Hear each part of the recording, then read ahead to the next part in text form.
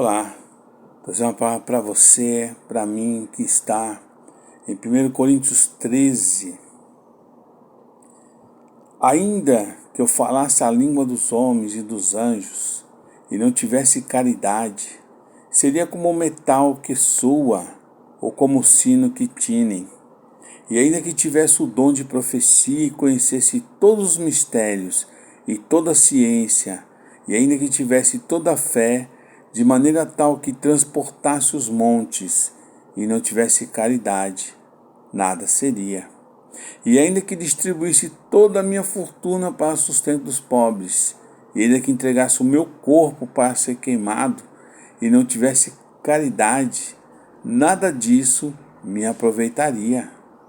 A caridade é sofredora, é benigna, a caridade não é invejosa, a caridade não trata com leviandade e não se ensoberbece, não se porta com indecência, não busca os seus interesses, não se irrita e não suspeita mal, não folga com a injustiça, mas folga com a verdade, tudo sofre, tudo crê, tudo espera, tudo suporta.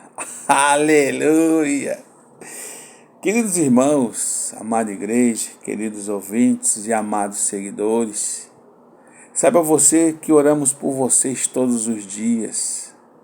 Apesar que muitos poderiam dar um like, dar um joinha para ajudar esta obra, esse canal ser reconhecido mais e mais e a paz de Deus for ir mais longe. Mas, amém. Cada um. A Bíblia nos diz que se você não tiver caridade, nada seria. O capítulo 13 é uma continuação do ensino de Paulo sobre os dons espirituais. Ele enfatiza aqui que ter dons espirituais sem amor, que é a caridade, de nada adianta. Isso você vai ver do versículo 1 ao 3. O caminho ainda mais excelente, como está no versículo 31 do capítulo 12. Portanto, procurai com zelo os melhores dons, e eu vos mostrarei um caminho mais excelente. Aleluia! É o exercício de dons espirituais com amor, como está do versículo 4 ao 8. Onde diz o versículo 8, a caridade nunca falha, mas havendo profecias serão aniquiladas, havendo língua cessarão, e havendo ciência desaparecerá. Glórias a Deus. O amor, sendo o único contexto em que os dons espirituais podem cumprir o propósito de Deus, deve ser o princípio predominante em todas as manifestações espirituais. Daí, Paulo exorta os coríntios: segui a caridade e procurai com zelo os dons espirituais, como está escrito lá no capítulo 14, versículo 1. Os crentes, irmãos, devem com muito zelo buscar as coisas do Espírito, para que assim, equipados, possam ajudar, consolar e abençoar neste mundo. Então, no versículo 2, quando se diz: e ainda que tivesse o dom de profecia e conhecesse todos os mistérios, toda a ciência, e ainda que tivesse toda a fé e de maneira tal transportasse os montes, se não tivesse caridade, nada seria. Há pessoas afeitas a práticas religiosas sem qualquer aprovação de Deus. E até possível que nem sejam crentes, irmãos. Por exemplo, pessoas que falam língua, profetizam, têm conhecimento ou realizam grandes obras da fé, sem contudo ter amor nem a justiça de Cristo. Esses nada são aos olhos de Deus.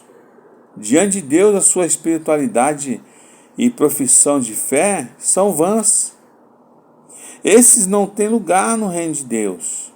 Não somente lhe falta a plenitude do Espírito, como também não tem a sua presença habitando neles. As manifestações espirituais que ocorreu neles não provêm de Deus, mas de outro espírito. Oh, glórias a Deus. Então, o essencial na autêntica fé cristã é o amor, irmãos. Segundo uma ética que não prejudica o próximo e que persevere na lealdade a Cristo e a sua palavra, como está no versículo 13. Glórias a Deus. Aleluia.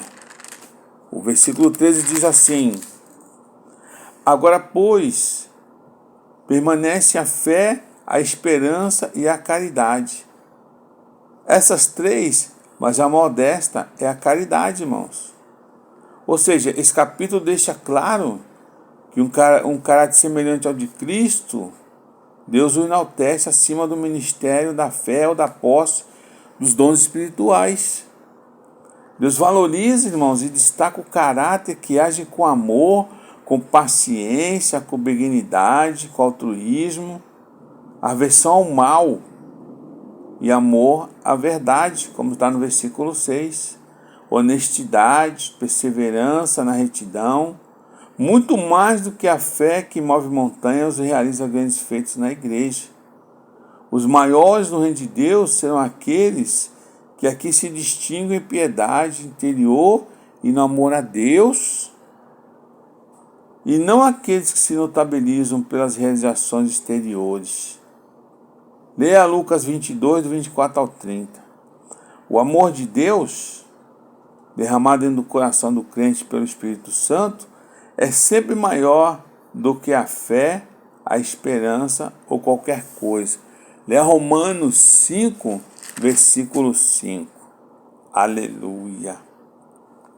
Então, do versículo 4 ao 7, quando se fala em caridade, está se descrevendo o amor divino através de nós como atividade e comportamento, e não apenas como sentimento ou motivação interior. Os vários aspectos do amor nesse trecho caracterizam Deus, o Pai, o Filho e o Espírito Santo. Sendo assim, todo crente deve esforçar-se para crescer nesse tipo de amor. Porque o versículo 8 diz: a caridade nunca falha, mas havendo profecias serão aniquiladas, havendo língua cessarão e havendo ciência desaparecerá. Os dons espirituais, irmãos, como profecia, língua e ciência, terminarão no fim da presente era. A ocasião em que elas cessarão é descrita assim: quando vier o que é o perfeito, como está no versículo 10. Mas quando vier o que é perfeito, então o que é em parte será aniquilado. Ou seja, no fim da presente era, quando então o conhecimento e o caráter do crente se tornarão perfeitos na eternidade, depois da segunda vinda de Cristo, até chegar esse tempo, precisamos do Espírito e dos seus dons na congregação.